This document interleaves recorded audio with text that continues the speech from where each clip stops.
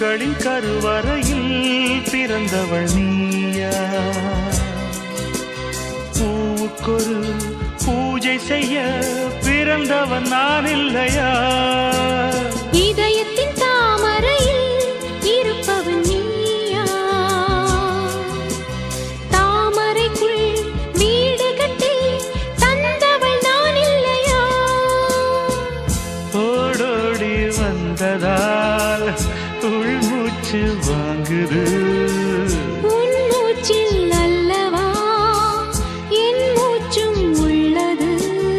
ஒன்றானது ஒரு காதல் தேவதை பூமியில் வந்தாள்.